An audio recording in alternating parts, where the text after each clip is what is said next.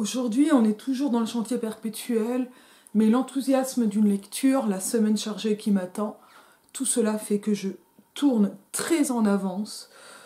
Quelque chose en avance pour vous qui ne le sera pas et qui de toute façon est hors temps. On va parler de Laura Vasquez et de sa tragédie Zéro. Je ne suis vraiment pas une fine connaisseuse de l'œuvre de Laura Vasquez, euh, mais je dois avouer un penchant, j'allais dire coupable, en tout cas quelque chose d'absolument très fort dans le rapport à l'écoute chez Laura, c'est-à-dire que j'adore mettre des vidéos où Laura Vasquez est en interview ou en lecture, pendant que moi j'écris ou pas, en écoutant ou pas, quelque chose fonctionne super bien. Mais les livres ont une intensité qui fait que parfois je recule, et c'était un peu ce que je craignais avec Zéro, donc je vais vraiment remercier Laura pour l'honneur et le plaisir qu'elle me fait en m'ayant envoyé sa tragédie Zéro, donc, qui a été écrite pendant sa résidence à la Villa Médicis je vais dire à Paris, à Rome, et qui prend la suite de la semaine perpétuelle, dont je parlerai aussi à un moment, à un autre. Tac, c'est tellement bien. Ouais, idéalement, il m'aurait fallu du vernis pour faire une belle vidéo comme ça, ou une belle miniature.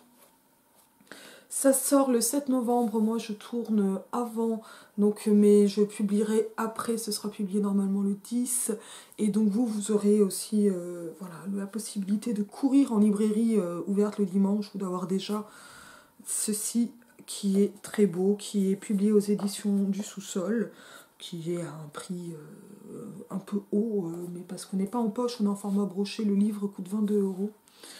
Et il est absolument splendide. Donc ce que je vais faire, c'est que je vais le spoiler, ou le divulgacher, c'est-à-dire en fait que je vais en lire moi des passages, commenter ce qui me semble être des choses qui approchent, mais qui ne font pas système, en tout cas pas système pour moi, et qui n'auront jamais rien de systématique. En tout cas, il n'y a pas quelque chose de l'ordre d'une théorie Vasquez à mettre en place. Bon, 2-3 trucs à savoir quand même sur Laura Vasquez si on ne le sait pas déjà. Laura Vasquez, donc, est une immense poétesse contemporaine, qui est née en 86, pas loin de Perpignan. Ça, c'est vraiment quelque chose qu'on voit beaucoup. C'est écrit là, voilà, née en 86, poète et romancière. D'ailleurs, pourquoi pas poétesse ? Qui a eu le prix de la vocation pour son recueil La main de la main, qui est chez Chêne et qui est très beau. La mention spéciale du prix Vepler pour la semaine perpétuelle. Alors moi, tout est un peu par là, mais de toute façon, tout est en bordel et en fameux chantier très littéral et en même temps très littéraire. Et Goncourt de la poésie pour l'ensemble de son œuvre en 2023, ce qui est quelque chose d'absolument formidable. Et donc voilà, une année à la Villa Médicis. Elle co-dirige la revue Muscle. Je ne crois d'ailleurs pas en avoir d'exemplaires, en tout cas ici. Et donc voilà, Zéro, c'est l'actualité. Sur son site, je vois d'autres annonces qui me donnent des hâtes, mais ce sont des hâtes tranquilles, c'est-à-dire ce sont des...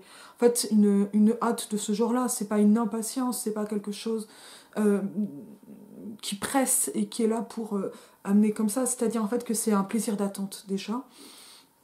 Et avec cet étonnement que le plaisir d'attente s'accroît alors qu'on a beaucoup attendu et qu'il y a peu à attendre.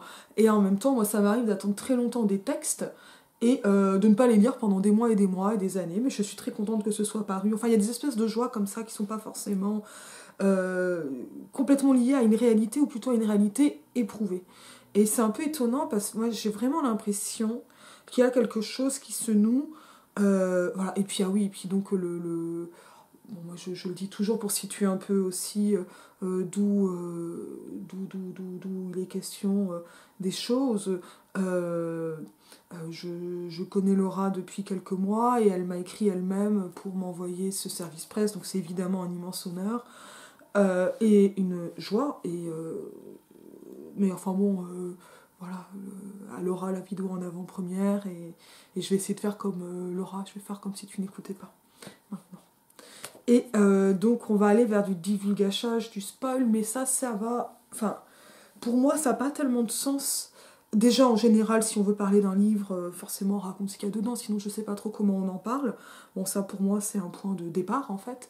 Mais d'une manière plus générale ou plus spécifique, j'ai vraiment pas l'impression qu'il s'agisse d'une histoire qui se raconte, encore qu'il y ait histoire, mais il y a, enfin, il y a bon, quelque chose, me semble-t-il, de très fort, de très intense autour de ce qu'est une épreuve dans le sens d'une expérience, une chose que l'on va éprouver, et non pas la chose que l'on éprouve, mais le fait de l'éprouver, et une inscription dans le temps, qui peut passer notamment par des répétitions, et à ce titre-là, à ce niveau-là, ça nous amène à cette idée qu'il ne s'agit pas de choses vues, sur, racontées, mais pas forcément exactement senties, pas exactement touchées, je dirais peut-être éprouvées. Et disant cela, j'ai l'air d'être dans quelque chose qui est à la fois très vague et très précis, et je crois que c'est exactement de cela dont il s'agit. Zéro ici, comme le chiffre et son absence, c'est pas comme le groupe qui joue avec Dalle et Dépente, par exemple. Dalle et Dépente, ça fait les Dédés, c'est en passant. Avec cette magnifique couverture, d'ailleurs, que représente-t-elle avec précision? Je sais pas. Qui a pris la photo, là, je ne l'ai pas sous les yeux. Mais ce que je trouve incroyable dans cette couverture, on va dire, bon, à l'arrache, d'un point de vue pictural, c'est qu'elle représente donc une photo, a priori plutôt ancienne, voire antique, de quelque chose comme un masque qui fait porte-voix, qui peut être une porte. Je rappelle que le persona dans le théâtre grec, par exemple, c'est le masque qui fait porte-voix pour le théâtre, pour que la voix porte. Et dont, en fait, le vide, parce que la forme est évidée, est en même temps la bouche, donc en même temps le son, le cri, la chose possiblement sortie de la bouche, en même temps que tout le décor, parce que par le fait d'évider, le blanc rappelle le blanc, le vide appelle le vide, et le plein est finalement cette figure qui, du monde, donne voix, et qui se fait un porte-voix de quelque chose qui apparaît ainsi comme le vide du zéro, que l'on a sur le titre, et dont on voit en même temps que le monde est plein. Alors, d'un point de vue purement atomique, très concrètement, on vit dans un monde de vide, parce que si on comprimait, c'est évidemment une expérience de pensée, toute la matière du monde et de l'univers en expansion, etc., le monde ne serait plus qu'à peu près du volume d'un dé à coudre, parce qu'en fait, on a énormément de vide entre les atomes, et en fait, même entre dans un atome, entre le noyau, l'électron, etc., et entre les atomes entre eux, et dans les molécules entre elles, und so weiter. Et en fait, nous sommes beaucoup de plein tenant sur un vide énorme, et ça me paraît être une chose vraiment importante. Ce zéro, on ne sait pas trop, il surprend. Il surprend comme ça, comme titre, et notamment avec cette iconographie qui est quand même assez étonnante, et dont je pense que aussi l'Antiquité fait sens, parce que c'est de l'Antiquité prise en photo, et dans une photo qui est en noir et blanc. Donc on a vraiment quelque chose qui se situe à un croisement temporel, déjà au niveau de l'image. Ce zéro, il est normalement plutôt thématique, mais c'est du thème qui est quand même assez étrange, parce que le chiffre, c'est une forme d'abstraction, et le zéro d'autant plus, puisqu'il est une désignation d'un rien. En termes mathématiques, il me semble que le zéro est une invention indienne. En tout cas, il y a cette chose ahurissante, quand on y pense, de désigner par un chiffre une quantité qui est nulle, qu'il y ait un signe pour le rien, qu'il y ait 2 syllabes pour dire ce rien. Et donc, ce hiatus,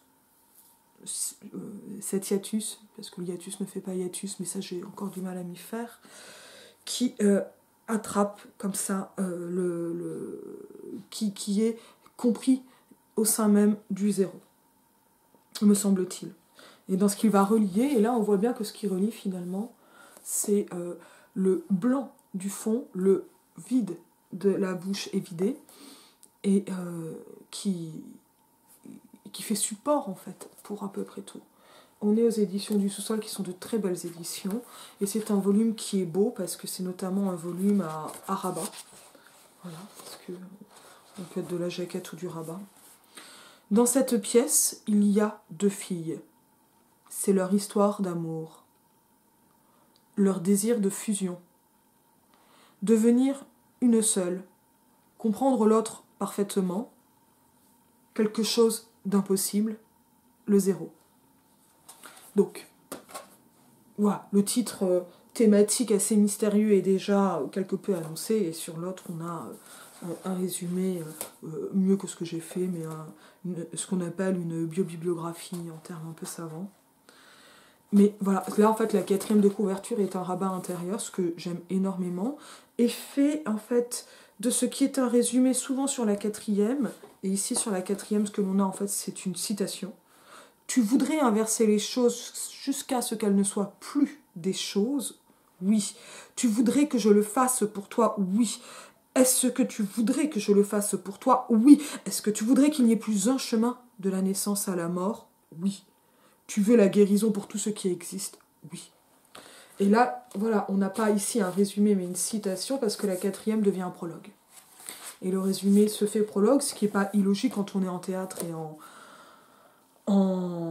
et que le mode tragique finalement est activé. Il y a comme ça cette espèce de moment de relation entre peut-être pas l'auteur, le dramaturge et le public, à l'image du théâtre antique, mais cette image-là, bon, elle va se retrouver à d'autres éléments, pas à tous. Et on a, alors à la fin, on a une table, mais avant d'aller à la table, on va venir d'abord sur l'incroyable page-titre, avec les 7 zéros, dont un en gris clair, et le nom de Laura Vasquez au milieu. Donc évidemment, on est sur une réussite de mise en page typographique. Et ce qui se prépare ici d'emblée, ça va être une spécificité, me semble-t-il, du livre, en tout cas que l'on va commenter dans ce livre, c'est-à-dire l'écart le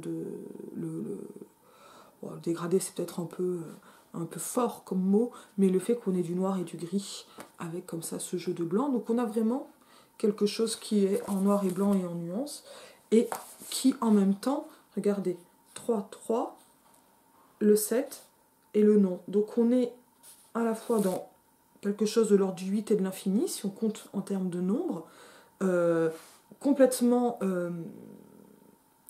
symétrique, mais autour d'une ligne quelque part par là, qui elle-même, ici, fait un genre de hiatus, devient un peu boiteuse par le changement typographique, l'arrivée du nom et la clarté au centre.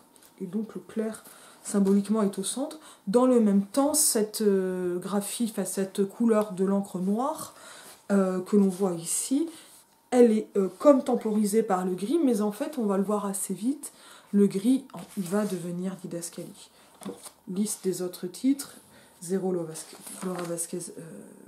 Alors c'est étonnant parce que la vraie page titre, en fait, d'un point de vue éditorial, ça devrait être celle-ci, mais c'est celle-là que l'on va retenir. Mais ça en fait, c'est une composition typographique. Et on a ensuite, donc on va le dire, conception graphique Cyriaque Allard. Bravo, c'est très beau. Édition du Sous-Sol, Paris. Et ce livre a été écrit lors d'un séjour à l'Académie de France à Rome, Villa Médici. Une citation mise en exergue, donc une épigraphe. Pour s'amuser, il jetait des pierres aux grenouilles. Mais les grenouilles, elles, mouraient pour de vrai. Plus tard que l'intelligence des animaux.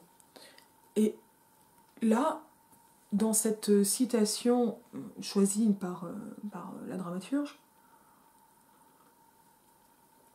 quelque chose est absolument frappant qui est évidemment de l'ordre de l'antispécisme et en tout cas d'une cueillette citationnelle qui va du côté de l'antispécisme en allant chercher chez Plutarque cette mention d'une intelligence des animaux.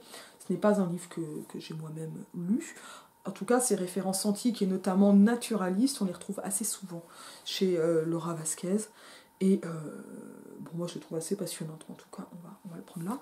Et là, ce qui se passe, c'est qu'on va avoir, c'est quelque chose qui est assez commun dans la mise en exergue d'une épigraphe, un détachement de l'œuvre originelle, ce qui va peut-être pas donner forcément un nouveau sens, mais donner un surcroît de sens, accorder une intensité.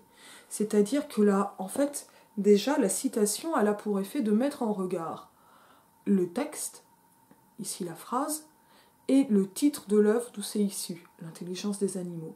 Et on peut constater, en fait, d'abord une contradiction, marquée par l'adversatif mais, la conjonction de coordination adversative mais, quelque chose qui pourrait être, oui, un paradoxe entre l'amusement de ce il mystérieux, quand il est détaché de l'œuvre originale, et est-ce que cela compte? En tout cas, ce il va être masculin. Et plus loin, voilà, ces grenouilles en amusement qui deviennent des grenouilles qui meurent pour de vrai. Et on a ainsi comme en chiasme pour s'amuser pour de vrai qui se répondent, en tout cas dans la version française qui est citée ici, pour s'amuser pour de vrai, entre l'infinitive et l'infinitive de but évidemment, et le pour de vrai qui finalement n'a même plus besoin d'un verbe, d'un process, voire de quelque chose de l'ordre d'une action. Mais bon, là on est dans un complément circonstanciel un peu presque qui pourrait parfois être puéril. Des fois c'est en réalité qu'on va dire, mais je trouve frappant comment pour s'amuser a pour réponse en chiasme. Donc le chiasme c'est quand on va inverser. Donc là ça commence par le groupe avec pour et ça finit avec un groupe pour. Donc ça, hop, syntaxiquement ça inverse. C'est une structure en X quoi. Et avec cet étonnement que l'amusement rapproche de la fiction, ou en tout cas serait une forme d'éloignement du réel, et que ou de la vérité, et que ce pour de vrai, qui est quand même plutôt proche d'une réalité, peut-être plus que d'une vérité en tout cas, la vérité, je pense que c'est ce qui va saisir ce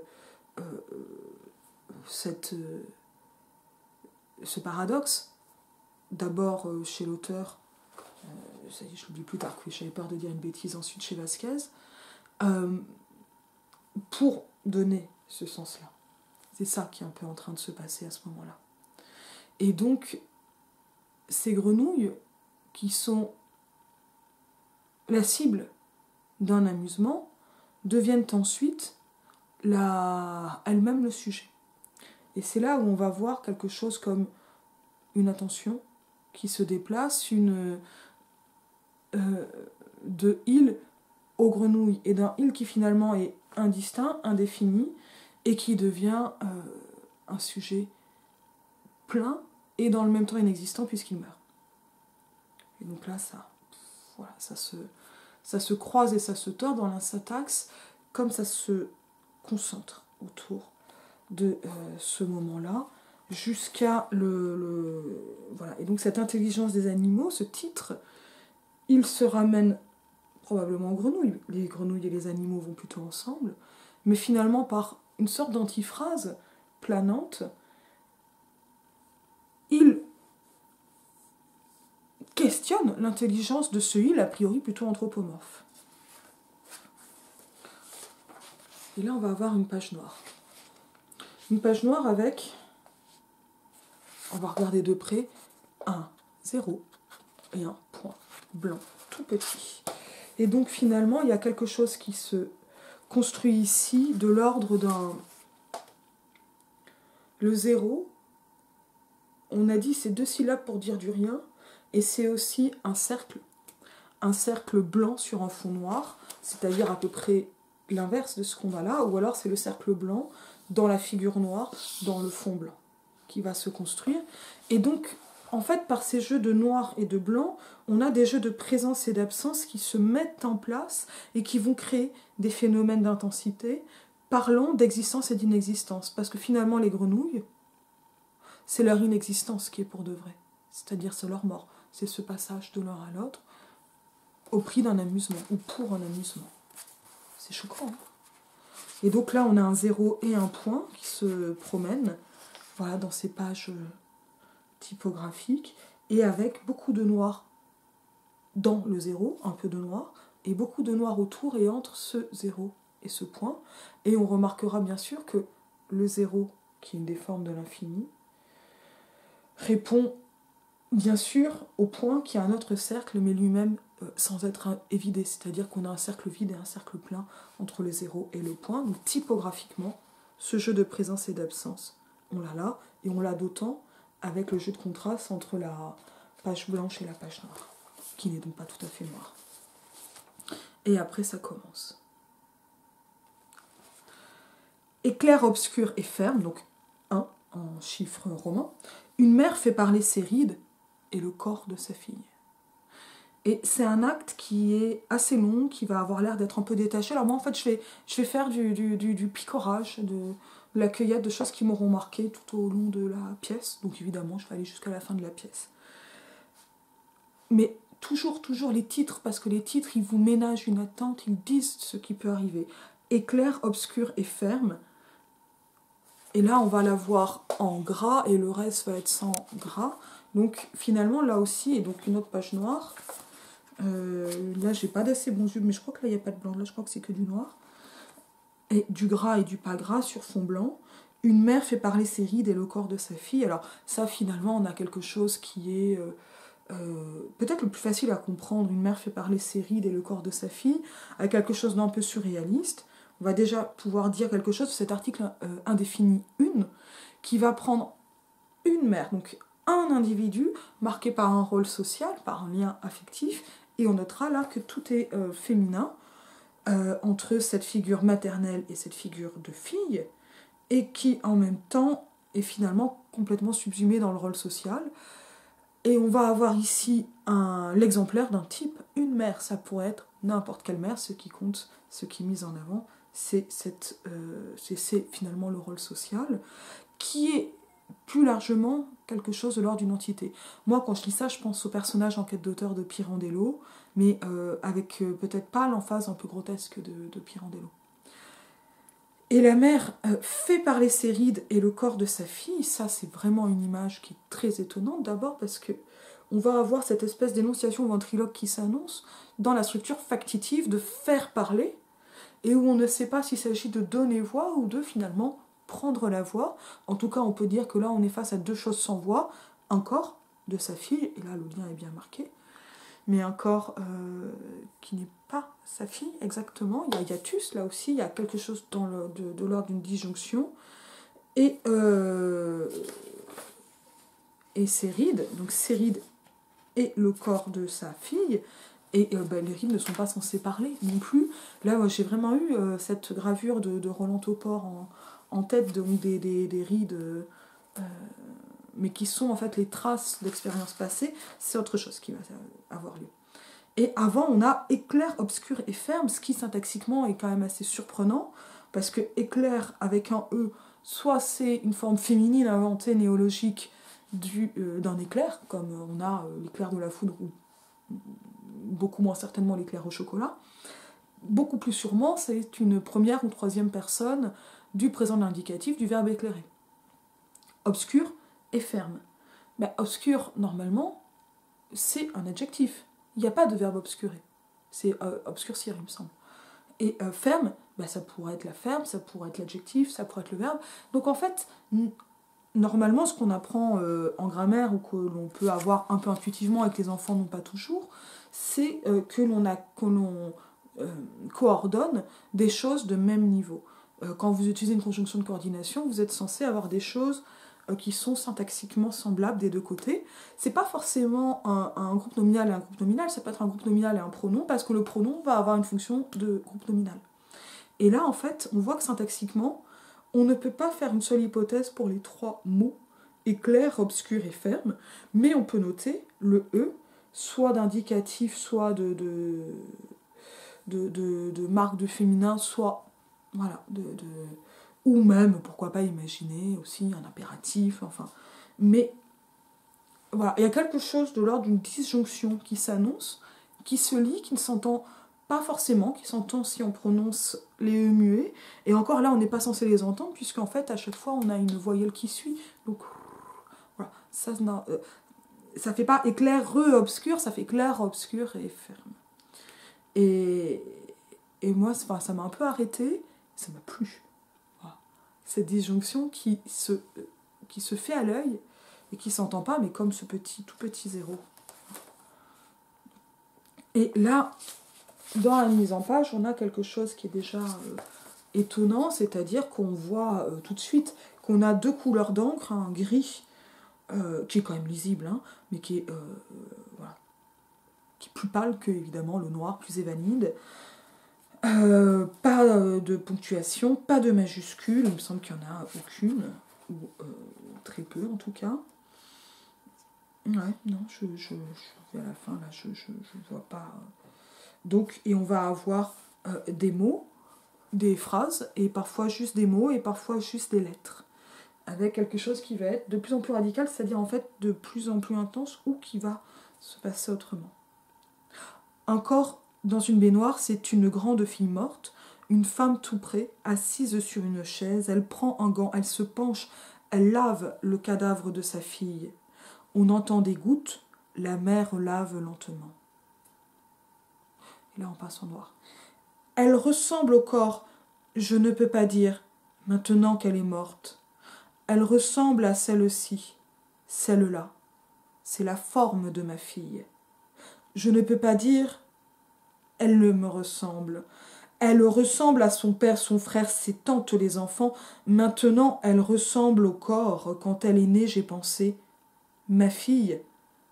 Et à qui elle ressemble ? Je ne la reconnaissais pas dans le grand troupeau. La grande trompe, les visages, c'est un animal, bien sûr, c'est un bébé. Pareil aux autres, pareil à tous, il y a des odeurs de fleurs ici. Petite, elle dormait tout le temps. Quand elle se réveillait, elle grillait. Elle était calme, elle dormait. Je ne l'ai jamais entendue pleurer. Elle n'a jamais... Elle riait. Elle déplace sa chaise, elle l'approche de la tête du cadavre.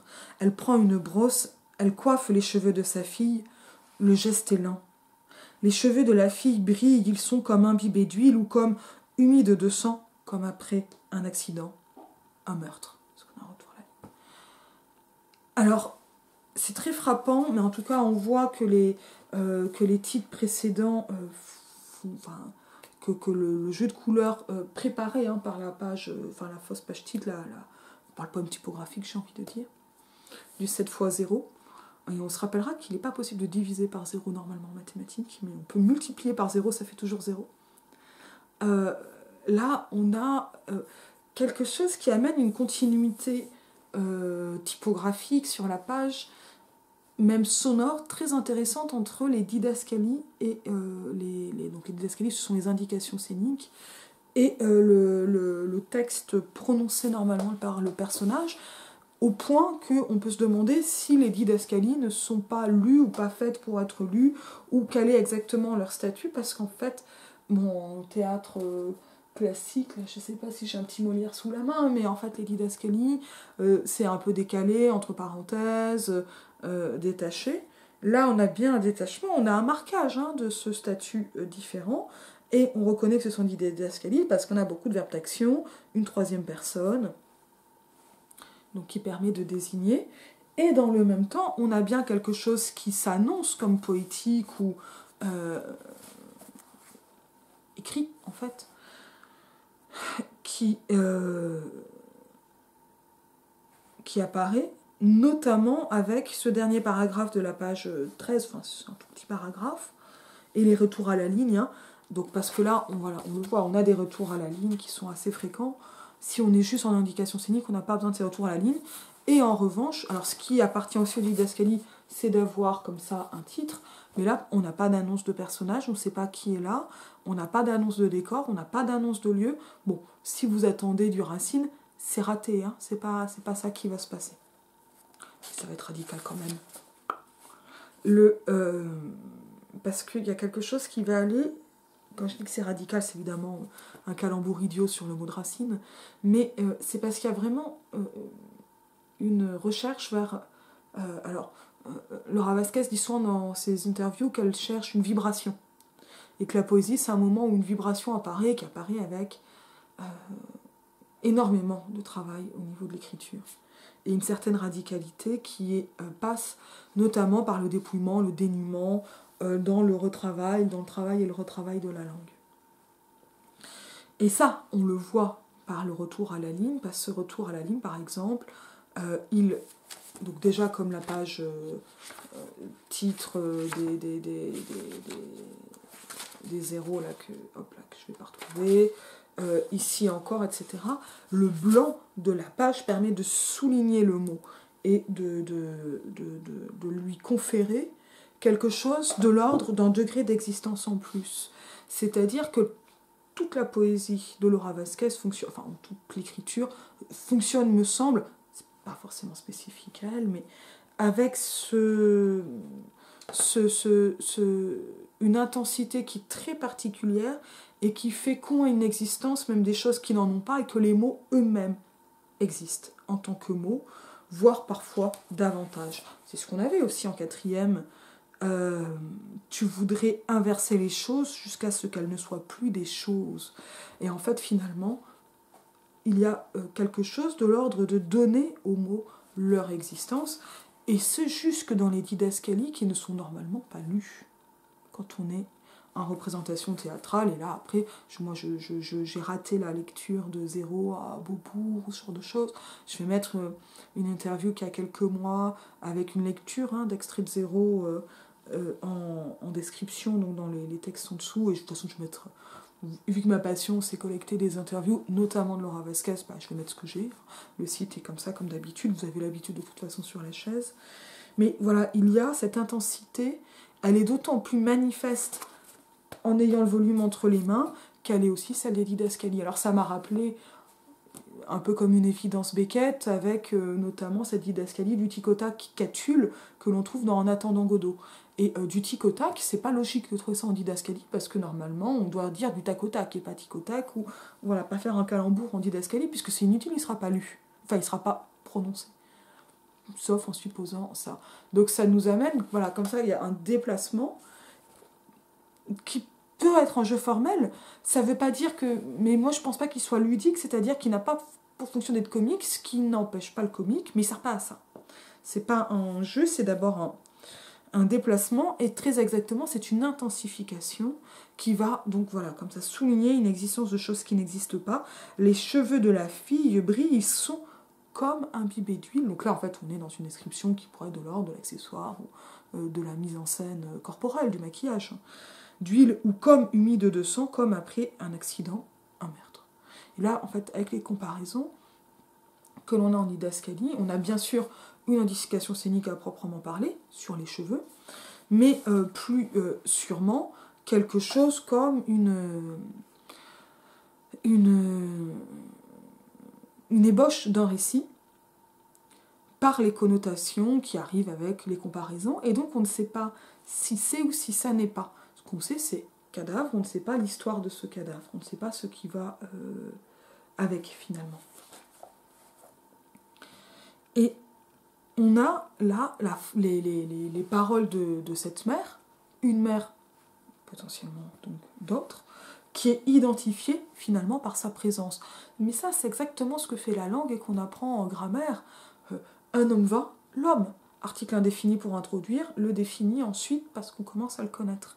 Et là, je pense qu'il faut prendre très au sérieux cette dimension allégorisante en fait de l'indéfini qui s'éveille sur scène quand on a la chance de le voir de manière théâtrale, ou sous nos yeux quand on lit le texte. Et cet indéfini allégorisant, pas exactement une allégorie, mais qui fait signe vers ce rôle social en fait, mais c'est pas un rôle social qui va compter, ça va être une relation d'amour, alors même qu'on avait au départ, dans la quatrième mise en rabat, c'est pas ça un rabat-joie, c'est autre chose, mais ça m'amuse. Le calembour m'a saisi. Ce qu'on a là, c'est finalement voilà, une histoire d'amour entre deux filles et leurs héros. Ça commence de manière très déplacée, en fait, par un amour qui n'est pas du tout un amour érotique, mais qui est un amour maternelle de la mère à la fille et de la mère s'occupant de la fille morte. Et donc le zéro, du titre et de son mystère, auquel on trouvait une réponse érotique de la passion, quoi, hein, dans le rabat, trouve ici une autre lecture qui est le deuil, qui est l'anéantissement de la mort et du deuil dans cette relation, et qui passe par la mère par la remémoration de la naissance. Et donc, ça fait boucle. Bon, évidemment, c'est aussi ce qui a été choisi en 4e, hein, qu'il n'y ait plus un chemin de la naissance à la mort, inverser les choses. Et là, effectivement, dans les actes, dans le déroulement des actes, il est dur de trouver, ou en tout cas, moi, peut-être que j'ai pas été réveillée en lisant, mais une linéarité à proprement parler, éventuellement inverse. Je balance ça comme des pistes. Un des grands avantages de lire le livre, en plus de le lire en amont de sa publication, c'est que, c'est aussi un grand inconvénient, c'est que je n'ai pas d'orientation en fait venue d'autres, ou j'ai pas de réel dossier de presse, enfin il n'y a pas d'explication avec le dossier de presse, j'avais une feuille avec le livre que je vais garder parce que je suis une collectionneuse abominable, mais c'est pas de ça dont il s'agit en fait. C'est aussi d'ailleurs dans la non-linéarité, ça veut dire est-ce qu'on va avoir des instantanés l'un à côté de l'autre qui vont permettre d'aller vers quelque chose de l'ordre de l'épreuve de ces instantanés, et donc d'une intensification de l'épreuve dans le sens d'éprouver, ou une linéarité à reconstituer, ou qui s'inverse, moi je crois qu'elle s'inverse, ou pas complètement, pour moi la temporalité là, il y a un grand flou, mais ça peut-être que j'aurai des réponses à un moment. En tout cas, moi voilà, j'avance à tâtons, uniquement avec mes sensations, mon épreuve de lecture même, que j'adorais. Hein. Et donc là, ce qu'il va y avoir dans ce moment, qui est un moment très fort, annoncé, et que on doit comprendre, et qu'on comprend très vite, hein, maintenant qu'elle est morte. Et on a cette scène, voilà, comme ça, de la toilette. C'est une scène qui est immémoriale. C'est une scène, donc c'est le soin aux morts, c'est un peu l'histoire d'Antigone, hein, ça aussi, alors Antigone pour ses frères. Ici, c'est la mère sur l'enfant, donc on a une inversion des temps, parce que ce sont plutôt les enfants qui sont censés enterrer leurs parents. Et le soin de la toilette funéraire, c'est un moment qui peut être particulièrement ritualisé. On peut penser à l'Égypte antique, mais pas uniquement, hein, et qui va être un moment qui est littéralement interstitiel, et qui est donc un moment de lien, et notamment un moment physique et de contact physique, puisqu'on va toucher la personne morte, et en même temps qui a un moment de déliaison maintenant qu'elle est morte. Et c'est exactement ce qui se passe également dans ce que prononce la mère, c'est-à-dire la remémoration d'une naissance sans reconnaissance, comme le corps lui-même est sans reconnaissance, la forme de ma fille, comme si cette forme était déliée de son existence et de sa matière, comme s'il ne pouvait y avoir reconnaissance. Ça, c'est le deuil absolu, on ne reconnaît pas. De manière anecdotique, je me rappelle ne pas avoir reconnu mon grand-père mort, et d'un coup j'ai reconnu. Et là j'ai pleuré. Alors, voilà, pour mon père mort, le malheur était de le reconnaître à chaque instant. Et de voir, et de ne pas arriver à décrocher. Et là, on a quelque chose qui est de l'ordre d'une reconnaissance qui n'est pas une reconnaissance, et qui fait donc un lien et délie le lien tout en faisant le lien par la toilette. Elle ressemble à celle-ci, celle-là, c'est la forme de ma fille, je ne peux pas dire, et pourtant ça va dire. Elle me ressemble, elle ressemble à son père, son frère, ses tantes, les enfants. Boum, et là on a une liste. La liste, ça va être un effet sonore. Et c'est la poésie qui dit. C'est le groupe aussi, en termes de sens et de signification, qui fait irruption. Avec un retour du corps. Maintenant, elle ressemble au corps, parce qu'il y a quelque chose de délié qui est la mort, qui délie une éventuelle âme. Quand elle est née, j'ai pensé à ma fille, et à qui elle ressemble, je ne la reconnaissais pas. Et avec toute cette, même un arrière-plan un peu antispéciste, hein, dans le grand troupeau, la grande trompe, les visages, c'est un animal, bien sûr c'est un de mes bébés, pareil aux autres, etc. Et on peut voir là aussi l'éruption de l'odeur des fleurs, à la fois comme, si on peut parler de l'odeur des bébés qui sentent si bon, mais cette odeur des fleurs, elle peut évoquer, c'est vraiment une suggestion, l'odeur de rose qui accompagne les saints mourants. C'est la fameuse odeur de sainteté que l'on retrouve dans des expressions très familières, comme ça ne sent pas la rose ici, ou, voilà, mais avec cette espèce d'idée qu'il y a en fait finalement quelque chose de l'essence cachée qui se dévoile par la sensorialité et par cette odeur, et ici qui se dérobe comme une essence non pas de sainteté mais d'identité, de singularité. On se rappelle une mère, et ce qui compte ce n'est pas telle fille, c'est sa fille. Et ça va être dans ce lien, et ce lien qui est donc un lien d'amour. Et on a là, comme ça, sur ce moment de cette toilette, toute une remémoration qui fait portrait, et qui fait un portrait qui est bien sûr singularisant, mais qui est en même temps très universel dans la relation. C'est-à-dire, en fait, c'est un portrait qui semble individualisant par son attention aux détails et aux petites choses concrètes. Le rire du bébé, je crois que ça passait, son rire, je crois qu'elle riait dans la maison, et avec comme ça des phénomènes de répétition, de reprise qui font rythme et qui ici sont comme réinvestis, qui sont repris. Les reprises sont reprises, c'est pas très heureux, mais dans quelque chose de l'ordre d'un ressassement, mais qui fait aussi une psalmodie de deuil et qui peut accompagner scéniquement des mouvements de cette toilette.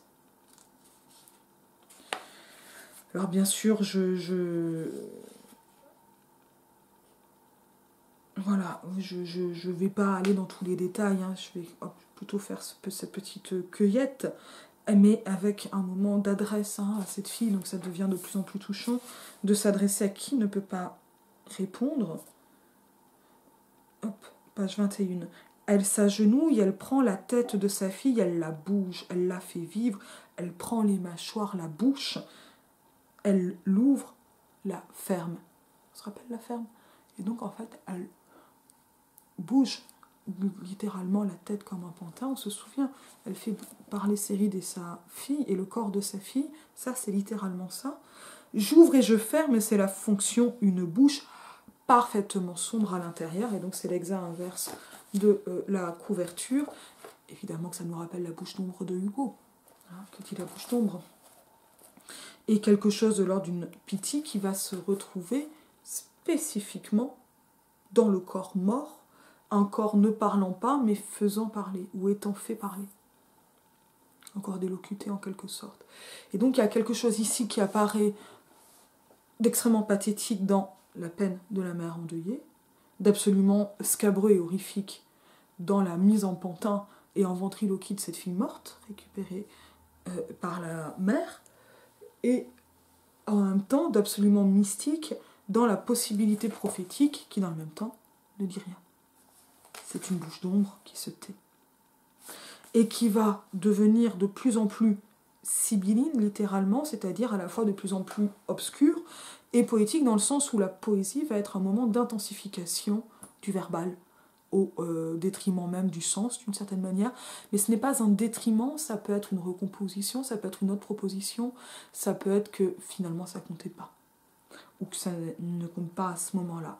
La mère relève sa tête vers le ciel, elle regarde sa fille, et le ciel puis sa fille. On dirait que le ciel est barré, on dirait mes pensées touchent les objets à des milliers de kilomètres. Ça c'est mysticisme, cette espèce d'emboîtement des distances.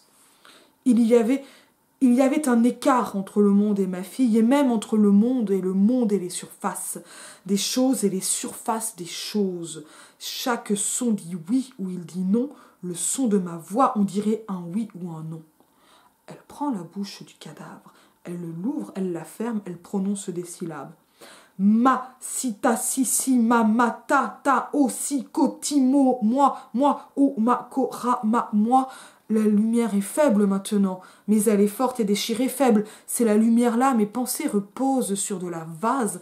Le regard repose sur de la vase, les images sont égales à de la vase. Le malheur était déjà là, on ne pouvait pas la toucher. Cette bouche, elle sent la mort un peu. où ce sont les fleurs, un peu les fleurs sentent la mort, un peu les morts des autres morts, les fleurs les brindillent l'or, les animaux mâchent l'herbe, ils la vomissent. Je sais bien ce que je dis, on dirait que je ne sais pas ce que je dis. Ça, c'est vraiment la parole de toute prophétesse. Hein. Je sais, je parle, le vomi des animaux se mêle aux morts, même loin des autres morts, elle est avec eux. Mêlée aux autres morts, elle le touche, bâtarde, je t'avais dit de ne pas toucher, je t'avais dit de ne pas toucher les autres. Je t'avais dit de rester près de la maison, etc. Et ça continue, avec une certaine violence, c'est assez dur. Hein. Mais là, donc ce qu'on a ici, et donc ça apparaît les syllabes en capitale, c'est un moment où donc le sens se dérobe, se recompose, peut-être se redevine, mais où il va être aussi dans l'absence même du sens, dans le zéro du titre et dans la néantisation pour pas non plus l'abolie bibelot d'inanité sonore, malarméen, mais quelque chose qui ici, d'un point de vue, on va dire, thématique diégétique, peut être l'absolu deuil du rien et de cette déliaison qui est celle de l'écart entre le monde et ma fille, entre le monde et les surfaces des choses, parce qu'il y a comme une espèce de perte de sens ici dite par le deuil, mais qui est de toute façon plus générale, parce qu'il y a un étonnement perpétuel à voir les choses et leurs surfaces souvent se dérober et parfois se rejoindre. Et ça, c'est cette espèce d'étonnement, on va dire, ontologique, qu'on retrouve, que j'évoquais chez Mylène Tournier, notamment dans son portrait vague, mais c'est un étonnement qui peut être beaucoup plus grave chez Laura Vasquez, et qui n'est pas seulement l'étonnement des choses-là. Quand je dis ça, on dirait que c'est péjoratif pour Mylène, mais c'est-à-dire, ce n'est pas un étonnement des choses qui sont là, c'est un étonnement des mots qui parfois sont des choses. Et c'est quelque chose qui va être plus proche des mots que du monde, d'une certaine manière, tout en revenant au monde par les mots. Et je ne sais pas du tout si c'est clair ce que je dis, mais c'est souvent ce que me fait la poésie de Laura Vasquez et les interviews, etc. C'est quelque chose d'absolument clair, et dès que j'arrête, je n'y suis plus, parce qu'il y a quelque chose de l'ordre de l'éclair partagé, ou de la fugacité, dans cette espèce d'instantané de l'épreuve poétique qui est là, qui se partage vraiment, mais qui se dérobe quand on n'y est plus, parce que c'est aussi finalement tellement intense, comme les grandes douleurs et les grandes joies, qu'on ne peut pas le retenir. Et c'est en ça qu'il y a indicible, non pas parce que ça ne se dit pas, mais parce que ça ne se répète pas, ça ne se saisit pas simplement ou intellectuellement avec ce mode opératoire-là. Donc évidemment, ce que je fais est absolument voué à la perte. On va essayer quand même parce que c'est un peu mon job, ou en tout cas le job que je me suis donné pour pas 1 euro sur YouTube. Et on a ensuite, et donc on peut noter comment le titre du premier acte s'inverse, parce qu'on avait d'abord les rides, ensuite le corps, et en fait, thématiquement, c'est d'abord le corps, ensuite les rides. C'est l'inverse. Tout va au rebours, mais ça ne compte pas d'une manière diégétique, c'est que ce rebours nous dit quelque chose des mots et des choses, et de ce qui leur fait parfois sens, ou qui se fait littéralement et dans tous les sens, pour reprendre un mot. La grosserie du front de la mer parle, de la terre, dans le cul de la terre, c'est, etc. Et là, on va avoir un moment qui devrait être un poème typographique. Mais on est au théâtre. Et donc, c'est aussi l'existence même incarnée sur la scène d'un verbal qui se fait infraverbal, qui apparaît, qui peut se dire comme un bégaiement, qui se dit déjà comme une action qui est surréaliste, puisque elle fait parler le corps en bougeant la bouche, et finalement c'est son corps à elle, ou exactement les traces sur son corps, qui deviennent elles-mêmes verbales, et qui sont de l'ordre, qui se rapprochent de quelque chose qui serait de l'ordre d'une cosmogonie.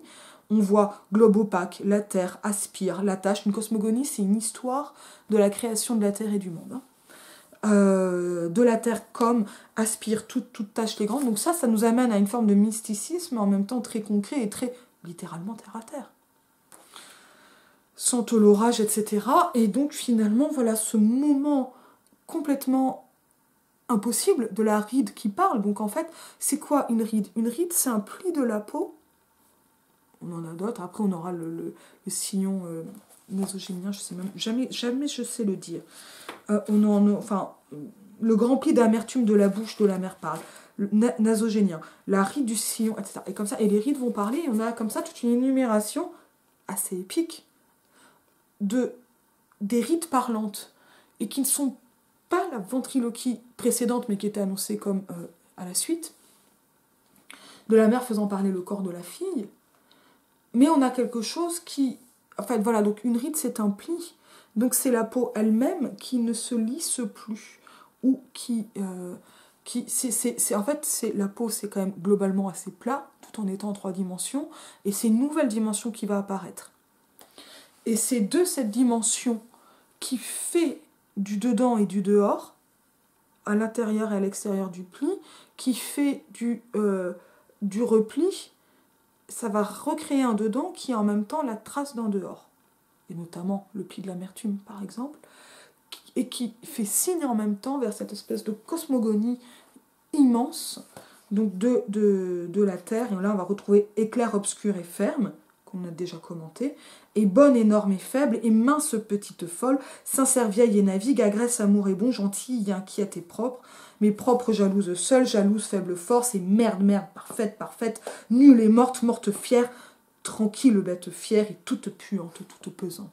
On a des retours de sons, on a un éclatement des sons, on a un éclatement des sens, et en même temps, on a dans les rides ce qui se dit là, ce qui est vraiment indicible, peut-être quelque chose de l'ordre de la peine et du chagrin, du deuil, mais qui se fait aussi comme une espèce de désignation, qui peut être de la fille, qui peut être d'autre chose. En soi, ça n'est plus clair, mais parce que finalement, ça va être comme une référence vide. C'est-à-dire que c'est l'acte de désignation qui va compter, et non plus la chose désignée, non plus ce qui va être qualifié, l'adjectif plus que la substance.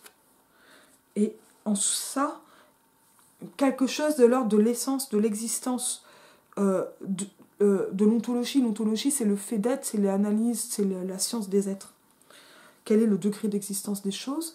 Et en fait, par cette espèce de déplacement par rapport à un monde traditionnel, c'est le fait de dire qui fait exister plutôt qu'une supposée essence. En fait, on peut dire que d'une certaine manière, c'est une ontologie sans essence, ce qui pourrait être un non-sens, mais la pièce s'intitule Zéro. Voilà. Et donc là, on a, bon, je ne vais pas rentrer dans ces détails-là, mais il y a ça qui se passe comme ça dans le texte, sur ce long acte 1, splendide, très dur. Pourquoi faut-il que les choses soient somptueuses ? Et en même temps, ça casse. Et ça va lier du sublime et du très concret, mais pas dans le sublime hugolien. On n'est pas dans cette espèce d'alliance des contraires. On est plutôt dans le en même temps. Et c'est pas que le geste poétique va être si fort qu'il va permettre de relier le ciel et la terre, le ver de terre amoureux d'une étoile. C'est plutôt que la fragmentation de l'intensité du verbe est telle qu'il y a une forme d'égalisation de la beauté, c'est-à-dire, il ne s'agit pas de beauté dans le sens c'est joli ou c'est moche, mais de l'intensité poétique pour des choses très concrètes, voire vulgaires, ou de quand on dit merde, et de ce sublime qui va vers le ciel ou des cosmogonies. Ça, c'est emporté par le même tourbillon, qui ici peut se comprendre comme un tourbillon de douleur, mais ça n'est pas que ça qui va dire et faire cette intensité poétique. Et donc en fait ce qu'on fait quand on va lire notamment ce premier acte et toute la pièce en général, c'est qu'on fait l'épreuve d'une intensification poétique qui est quand même assez radicale et qui apparaît très vite, mais qui va connaître une progression sur ce premier acte. 2. À cause et pourquoi, 2 filles disent des mots comme à cause et pourquoi. On va aller plus vite, hein, mais... parce que là en fait il y a quand même je crois des principes poétiques.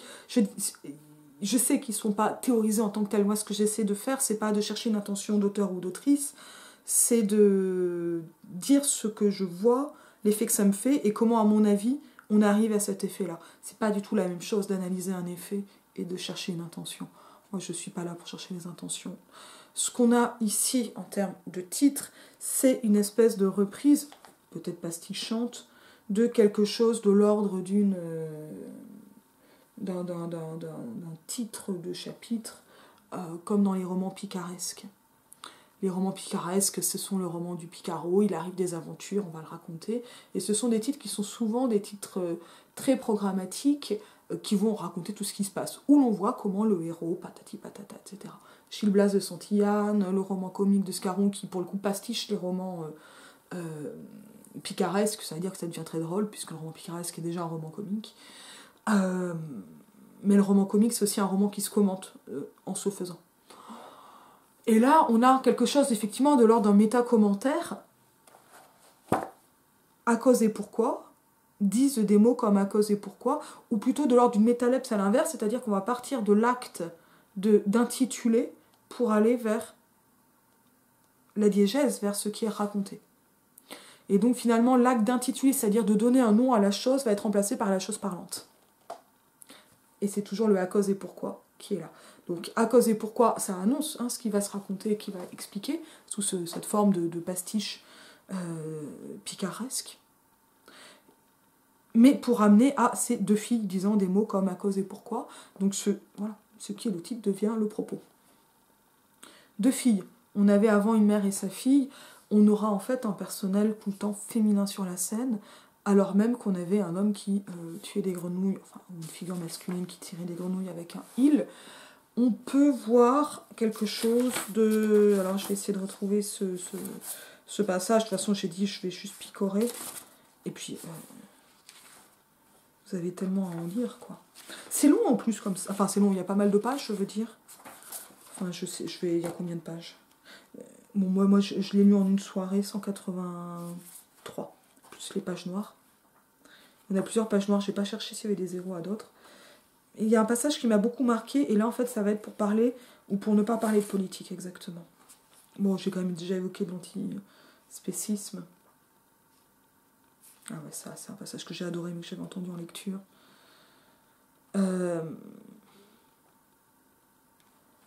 Et puis, Laura Vasquez est quelqu'un qui a une prosodie ahurissante. Avec notamment des ruptures.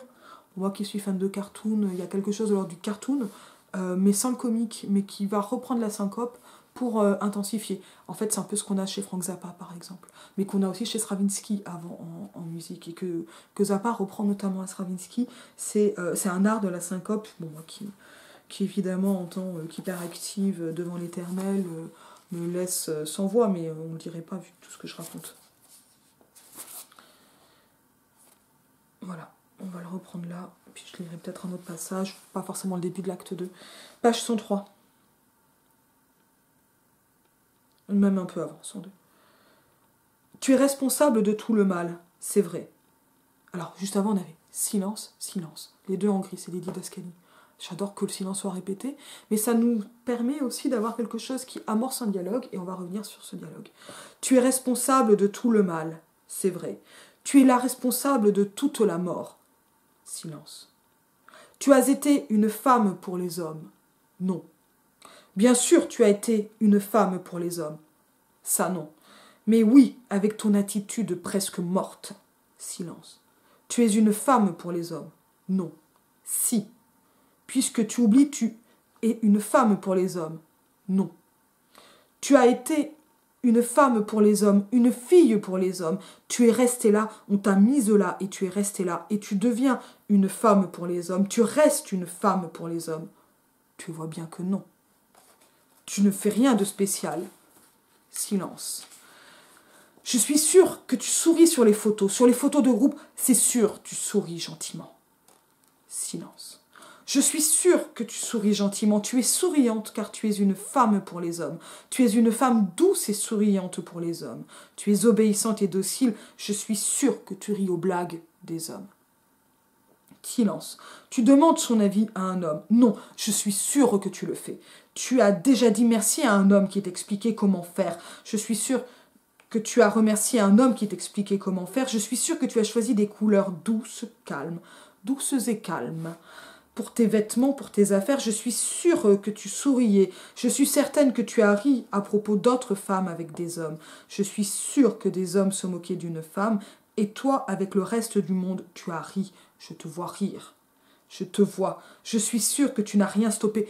J'en suis sûre. Tu n'as pas dérangé, ça ne t'a pas dérangé. Tu as oublié. Je suis sûre qu'un groupe d'hommes riait, et toi aussi tu riais, et tu as oublié. Non. Si. J'ai peut-être ri. Silence, silence. Et toi, tu n'as pas ri. On ne parle pas de moi, puisqu'on parle de toi, il n'y a pas de rapport. Il y a deux personnes. Je vais couper là, mais ça continue. On a ici quelque chose qui est passionnant, évidemment, dans le travail poétique de Laura Vasquez, c'est-à-dire, en fait, quelque chose qui reprend ce qu'on appelle parfois le drama queen, c'est-à-dire le cliché romanesque des relations compliquées et tumultueuses entre femmes et surtout entre lesbiennes. En fait, c'est comme si toute la pièce était reposée sur le fond de l'idée de l'hétérosexualité comme régime politique obligatoire. Ça, c'est une idée d'Adrienne Rich, je sais pas où je l'ai foutue. De la contrainte à l'hétérosexualité qui est encore, qu'on va encore retrouver chez Wittig, etc. Mais on est très loin de la brouille romanesque.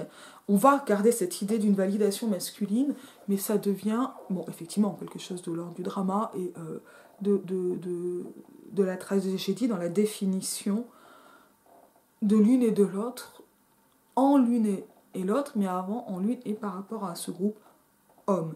Est-ce qu'on en fait pour autant une pièce exclusivement féministe / lesbienne? Je pense que ça va être une des clés, mais c'est pas ici que ça va se resserrer. Alors donc là, en fait, on parle de la validation masculine et du besoin d'un male gaze ou d'une validation masculine. Ici, comme un reproche, et il y a de grandes discussions, de grands drames aussi sur des lesbiennes tardives, des lesbiennes qui ne seraient pas complètement lesbiennes, des lesbiennes qui parfois couchent avec des hommes, des lesbiennes qui chercheraient cette validation des hommes. Et donc là, en fait, ça va jusqu'à cette recherche du sourire comme une effraction, comme une trahison à un soi implicitement lesbien. Enfin, c'est pas implicitement, c'est-à-dire que le mot est pas là, mais enfin, c'est quand même très clair, hein, et c'est présenté comme tel par Laura Vasquez. Bon, ça, c'est quelque chose de l'ordre de l'intrigue.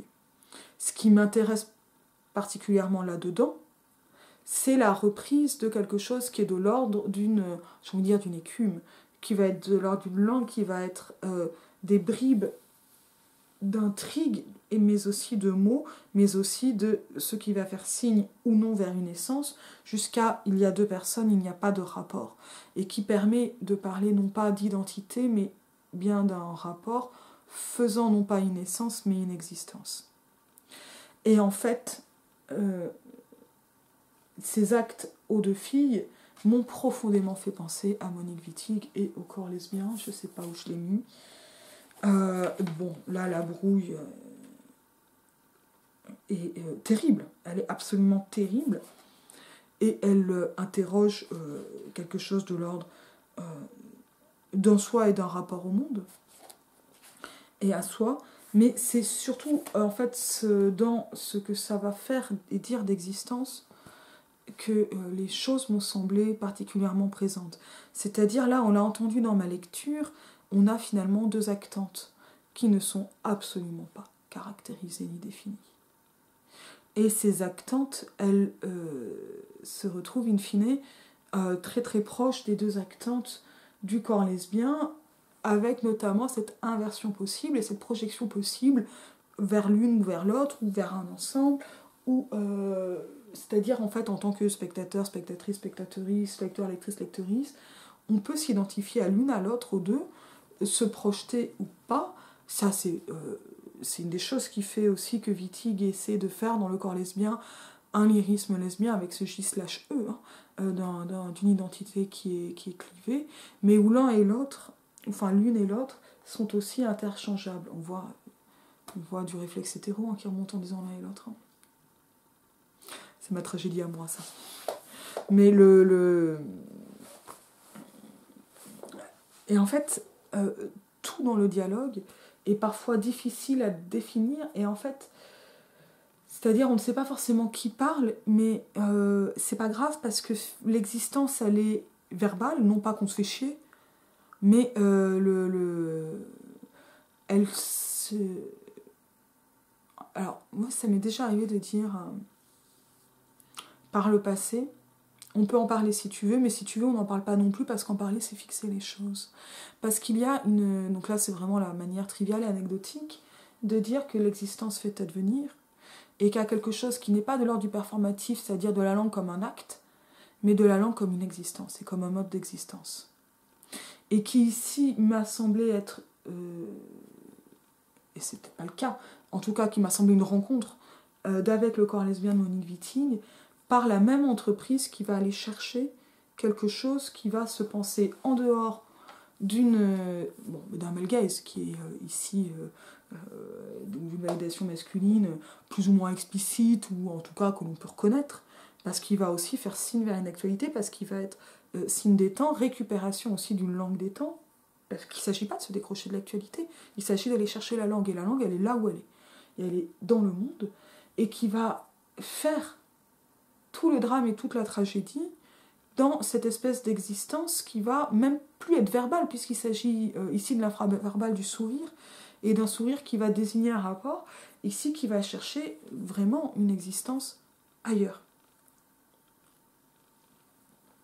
Et qui se reconnaît justement dans cet ailleurs.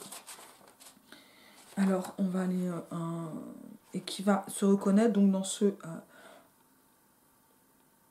voilà, un peu plus loin. Tu donnes... Je sais même plus si c'est le même acte. Bon, ça, c'est dans l'acte 3. Yeux bêtes, deux filles s'embrassent grâce à l'histoire et la géologie. J'ai adoré ce titre. Déjà parce que l'histoire et la géologie, bon, on est en sciences humaines et sciences naturelles. Et là, moi, je veux dire, au jour où je tourne, on n'a pas encore enterré Claude Blanchard, et qui est historien des sciences humaines et naturelles, mais un de mes amis, ce sont mes sujets, enfin, je me sens interpellée par le texte, par ça. Mais avec donc, bon, Yeux bêtes, c'est quelque chose de tout l'inamoramento de la rencontre amoureuse par les yeux, qui est toute l'histoire, leurs yeux se rencontrèrent, qui est toute l'histoire amoureuse topique depuis au moins le Moyen-Âge. Le roman de la rose est l'histoire d'un regard, l'histoire d'un œil, si l'on peut dire, l'œil de l'amant sur la dame. Mais là, on a quelque chose qui va être directement dans le pluriel et la réciprocité, et qui est en fait, finalement, l'égalisation dont je parlais en évoquant de l'antispécisme ou quoi, ou d'autres éléments de la cosmogonie en même temps très trivial, ou là de l'en dehors de la validation, etc. C'est finalement une espèce de sortie de lien de subordination par politique, mais la politique ici est le tout petit bout de la lorgnette, mais parce que c'est pas ça qui compte. Ça, en fait, c'est-à-dire que la politique me permet de le dire, mais qui va permettre d'amener cette espèce de véritable partage de l'expérience poétique, parce que ce partage va reposer sur une égalisation, que permet notamment la lesbianisation du monde. Ça, c'est en ça que je vois une tragédie profondément poétique dans Zéro. Et là, on l'a vraiment, par exemple, le corps lesbien dans cet acte 3, c'est le jour, elle se lève, je peux te caresser, oui, mais tu es usé, oui, je suis fatiguée, non, tu as le corps usé, oui, je dois me reposer, non, je vais te caresser comme si je caressais la surface d'une rivière. Et là, l'une et l'autre, et on l'écrit comme on veut, silence, silence. Ce sera la rivière convalescente. Je serai lente, chaque petit geste, lente. Je vais sentir, je vais ce que tu veux, sans pouvoir dire et alors, avant toi, je vais savoir, jusqu'à ce que ton corps ne puisse, il ne pourra plus, mais ton corps, quand ton corps, il ne pourra plus, je trouverai, très minuscule pour qu'il puisse à partir de, tu peux, à partir de, mille et une zones de, je peux te montrer, je vais te montrer. Et là, bien sûr qu'on est dans une érotique, et que c'est très beau. Mais on n'est pas seulement là. Alors déjà, on peut noter, donc les yeux bêtes, c'est 4 jours. Ce sont des jours, ce ne sont pas des nuits. C'est pas Indochine. Et 3 nuits par semaine, c'est jour 4. Enfin, je sais pas, peut-être qu'il y a un intertexte sur le groupe de musique, mais enfin là, on est sur une autre interprétation. Mais ce que l'on a ici, justement dans l'explicitation, ce n'est pas le rapport érotique sensoriel du toucher lui-même, mais c'est le langage comme acte, s'annonçant, mais étant déjà un acte d'amour sur un corps usé, mais restant à la surface de ce corps, et peut-être pour aller dans une espèce de profondeur des mots qui passe notamment par le ressassement, par la répétition, qui forcifie, qui renforce, j'en perds mes mots, la force sonore, l'intensité poétique, encore une fois. Et à partir de là, bon, quelque chose qui pourrait ressembler à des formes de consentement, d'érotisme lesbien, ça c'est certain, mais qui se fait comme un rapport verbal autant que non verbal, mais pas en même temps, et qui n'est pas simplement la description d'une action, qui peut être jouée comme telle. Et en même temps, je vais te caresser comme si je caressais la surface d'une rivière, c'est quand même pas très facile à jouer, à mon avis. Donc il y a voilà, ça qui va se passer et tout le corps lesbien, mais finalement l'intensité n'est pas l'intensité de la joute guerrière et de la rentrée dans le corps lesbien qui se fait corps poétique, c'est le rapport directement à la poésie. C'est un rapport poétique qui, parce qu'il est poétique, devient érotique. C'est-à-dire que l'intensité, finalement, elle est inversée d'après par rapport au corps lesbien.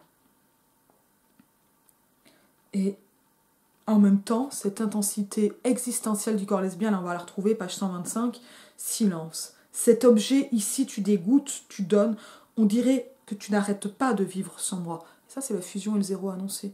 Cette espèce d'absolu amoureux. Silence. Tu vis sans moi et je vais te tuer. Est-ce que ça te plaît? Silence. Tu es tellement silence. Tu es une autre personne, avec ton cul, tes yeux, cet ensemble, tu sais bien que j'ai aimé. Cette personne, je l'aime tellement, c'est comme si je disparaissais, c'est comme si je n'étais plus moi. Silence, silence. C'est comme si je n'étais, tu es trop bête, tu ne vas pas comprendre, tu es normal. Qui va pouvoir comprendre? Tu ne comprends pas ces choses-là, silence, silence. Tu aimes les choses, tu es avec les choses, tu ne comprends pas, tu es folle, tu es calme. Silence, silence, il faut que tu me touches. Je n'ai pas envie de te toucher, tu es loin, tu as des phrases dégénérées.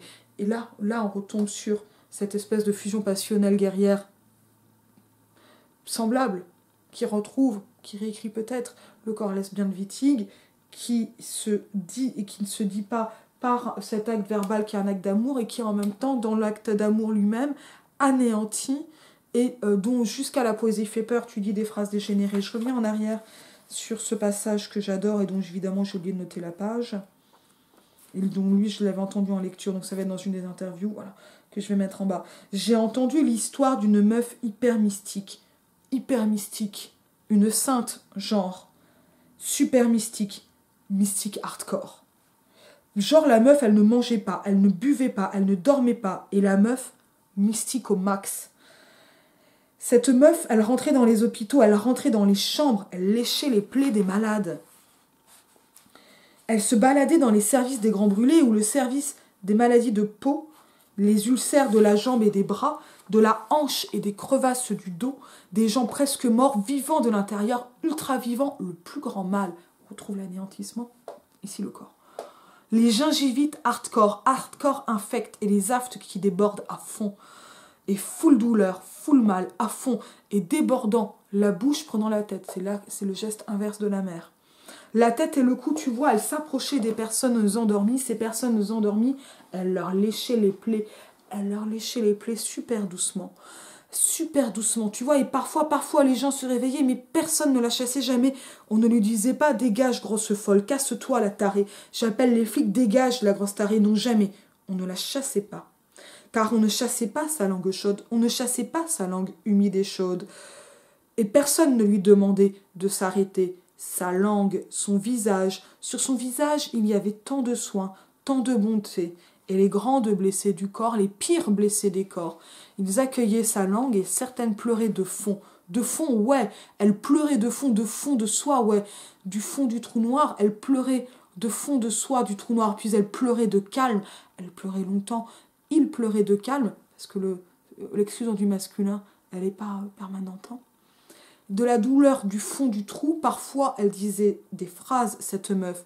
Elle murmurait des phrases entre deux coups de langue. La douleur et le chemin, elle disait. Je prends le chemin de la douleur. Genre, elle disait.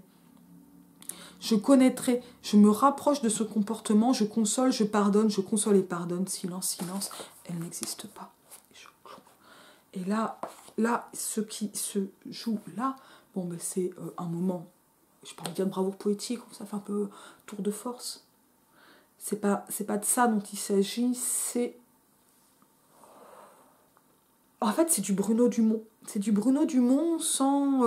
moi, j'ai pas trop aimé France, j'ai pas vu le truc de SF, mais c'est le Bruno Dumont de Jésus ou d'Adewish. C'est le moment du mystique dans le quotidien et qui peut amener un surréalisme qui va transcender le monde et sa langue. Et où la langue va pouvoir dire ce moment de la transcendance.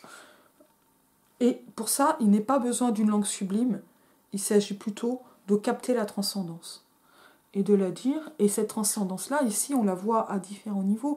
Elle est évidemment aussi avec une certaine forme d'érotisme, de la sainteté, mais ça, c'est banal et on le sait depuis au moins le 19e siècle. Je dis au moins pour être sympa. Mais voilà, mais qui est réinvesti et qui va fonctionner. Donc dans cette image de la mystique lécheuse des hôpitaux, mais on voit bien que cette image érotique ne s'arrête pas à juste un amour du corps.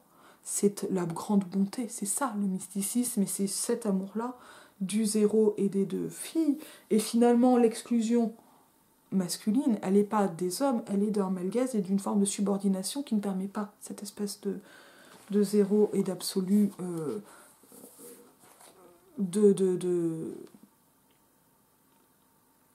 Quand il y a une subordination, il y a quelque chose qui vous empêche, de quelque côté que vous soyez de la subordination, d'accéder à cette intensité poétique. Et c'est aussi pour ça que les textes qui vont être par exemple très objectifiants sont des textes qui vieillissent très mal parce que l'époque est en train de changer, mais qui sont quand même le plus souvent des textes assez mauvais. Parce que finalement, cette objectification, elle ne se met pas à hauteur d'eux, qui parfois est très bas. Elle va... et donc elle va casser l'intensité poétique. Et ce mode d'existence. Elle ne permet pas... Quand vous objectifiez, vous ne permettez pas à l'autre d'exister, mais ce faisant, vous n'existez pas vous-même. Et ce qui est incroyable dans Zéro, c'est comment les choses vont vers de l'existence, de là où il n'y en a pas, ou alors parce qu'il y a deuil, ou alors on va frôler l'inexistence parce que c'est l'amour et c'est la passion, ou en même temps on a cette ontologie qui va, donc, disent des mots, s'embrasse grâce à l'histoire et à la géologie, et je suis en train d'enlever le zéro de la page noire avant la table, c'est une espèce, je crois que c'était une scorie, mais qui va ensuite vers ce soir vert, un être énorme, et qui finit par ces petites bouches énormes, le corps devient la terre. Et donc là, on a quelque chose d'une ontologie qui va se densifier, se faire complètement, pour devenir ensuite une forme de cosmogonie. Le corps devient la terre dans le 5e acte, qui est le plus court, probablement aussi le plus intense, et qui amène aussi quelque chose, voilà, petite bouche noire, je vais sauter le 4 parce que quand même la vidéo est longue, il y a des ombres et 3 personnes. Une mère, une morte, une fille, du vent, la couleur de la terre est brune, des voix murmurent. 3 personnes, c'est le début de la tragédie dans l'Antiquité. Mais là, on a tout refait, on n'est pas du tout en train de sacrifier un bouc. C'est ça, Atragos, c'est le chant du bouc.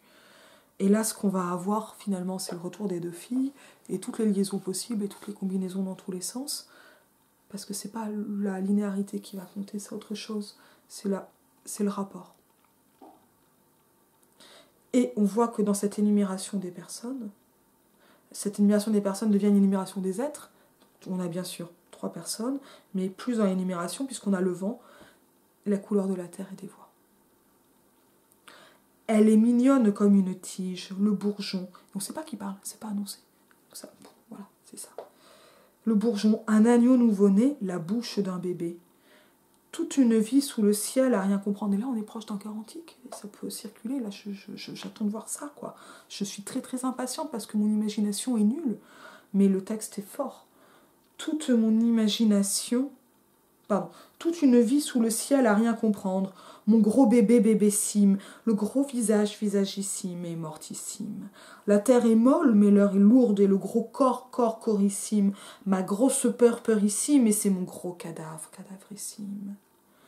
Mon gros village villagissime. Ma grosse nuit la nuitissime. Ma grosse faim vipérissime amourissime. La mère lave sa fille. Et pendant ce temps, l'autre glisse sur le sol.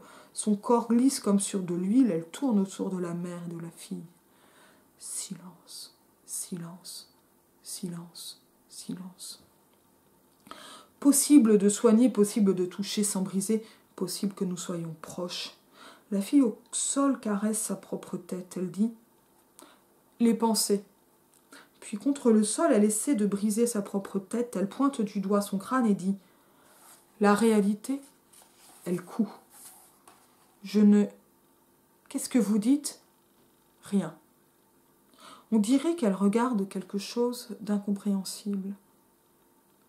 Les bêtes viendront, elles entreront par les commissures des yeux, elles viendront, et de trachées, narines et cul, elles vont venir.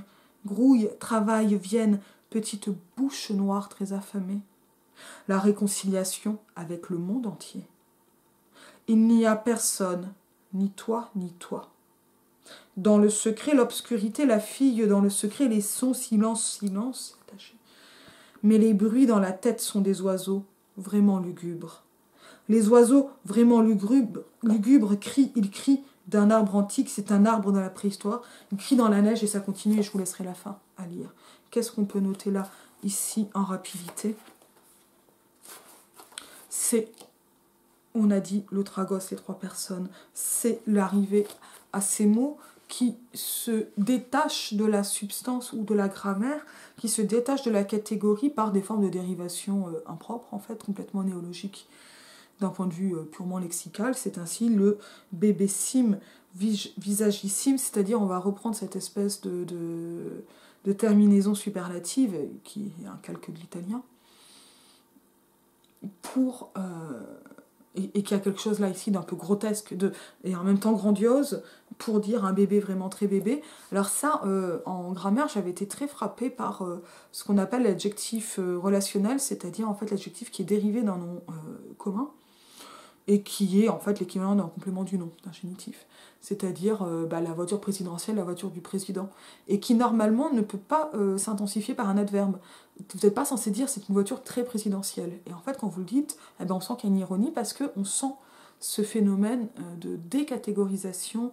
Alors, on reste dans la catégorie des adjectifs, hein, mais on n'est plus dans un adjectif relationnel, on en fait un qualitatif beaucoup plus lambda. Et beaucoup plus classique, mais voilà, vous avez ce sentiment d'étrangeté dans la voiture très présidentielle. Et là, on a quelque chose du même ordre, mais avec en plus cette terminaison néologique du bébéissime, cadavrissime, qui va donner une espèce de grandeur à tout, et qui en même temps est petit, et qui fait du cadavre un bébé, qui fait une grandeur de l'attendrissement, mais de cette grandeur attendrissante, un macabre grotesque, une danse macabre, voilà, avec cette esthétique un peu des danses macabres, et qui va arriver sur ces petites bouches affamées qui ne viennent pas vers le cadavre, mais qui finalement vont sortir du cadavre. Encore une inversion, et sortir de ces orifices. Donc on a quelque chose qui est proprement abject, en fait, hein, en termes, je sais pas moi, d'esthétique, les insectes et les... Est-ce que les vers sont des insectes ? Non, les vers ne sont pas des insectes. C'est quoi déjà un ver ? D'un point de vue de la zoologie. Et qui vont venir, enfin qui sont anatophages, qui vont venir être mangeurs de cadavres, mais qui finalement ici ne viennent pas manger le cadavre, mais sortent du cadavre pour manger le monde, par ces petites bouches affamées qui sont tout ramenées à la bouche. La bouche, on se rappelle, la bouche d'ombre, la bouche du livre, la bouche verbale, mais en même temps la bouche du corps et la bouche érotique, comme celle de la langue de la sainte. Et finalement, ce que l'on peut retrouver là, dans les désignations, mon gros bébé, le gros visage, etc. C'est quelque chose qui est de l'ordre d'une emphase, d'une enflure, qui va croissant des mots à partir des mots, de cela à partir donc de la morte. Fille morte. Pas seulement forcément une fille, maintenant on est dans la morte, quelque chose un peu plus intense, ça peut aussi être la fille morte de la fille. Parce que l'amour est absolu, l'amour n'est pas forcément érotique. L'érotisme n'est qu'une chose incluse dans l'amour. En fait, l'amour, c'est un rapport au monde. Ça, c'est vraiment le podcast avec Arthur Segar, Intertexte, qui a été assez frappant pour moi, enfin, en écoutant ça, sur ce n'est pas une question, l'amour, c'est pas une question de rapport, ça va être des moments d'intensité au monde. Et une personne, et vous provoquez par une personne, mais c'est pas l'entretien de la relation amoureuse. Ou personnelle. La terre est molle, mais l'heure est lourde. C'est presque drôle, en fait. Mais c'est en même temps aussi sublime, parce que la terre molle, c'est bien sûr la terre pour enterrer, la terre de la glace, la terre que l'on va manier, mais l'heure est lourde, et en même temps ce que l'on dit de quelqu'un que l'on enterre, c'est que la terre lui soit légère. Et ça, c'est... Voilà, et là c'est l'heure qui va être lourde, et en fait il y a quelque chose de tout inexistant, ou trop existant dans la lourdeur de la matière, et d'une matière qui n'est pas en décomposition, mais qui est se décomposante, ou qui est décomposante du reste, et déliante, c'est ça que l'on va avoir, et qui va amener ces effets d'enflure, on peut y voir une forme de peine si on veut une lecture psychologique, mais qui va aussi, par cette décomposition, décomposer la grammaire et recomposer par cette intensité nouvelle encore poétique, mon gros village, villagissime, ma grosse nuit, la nuit ici, ma grosse faim, vipérissime, amourissime, et donc tout devient comme ça grand et magnifique, mais avec quelque chose de profondément baroque, très grotesque, très macabre dans le même temps. La mère lave sa fille, etc. Donc, possible de soigner, possible de toucher sans briser, possible que nous soyons proches. Et on a, voilà, la réalité, le coup, on a je ne, qu'est-ce que vous dites, rien. Et il y a quelque chose de l'ordre de l'incompréhension qui va amener vers voilà, cette scène avec les petites bêtes, enfin, avec la diction des bêtes, mais déjà la réalité coup, c'est-à-dire finalement il y a quelque chose de profondément dissocié entre les mots et les choses, entre le monde et ce qui en est dit, et ce qu'on peut en dire, et le fait de dire des choses dans le monde, et dans le fait de vivre en métalepse complète, qui se résout finalement aussi la réalité coup dans cette image absolument impossible, une réalité cousante, puisqu'une réalité n'a en soi pas de matière, puisque c'est une abstraction, et qui en même temps va permettre la reliure, la reliaison à partir d'une image profondément concrète, et qui en même temps a une très longue histoire, parce que cette couture est celle du fil, c'est évidemment celle, par exemple, des Moires, mais c'est aussi celle d'Arachné, c'est celle de toutes ces femmes qui ont pu coudre et filer, à cette image de la réalité, mais c'est une image qui n'est pas...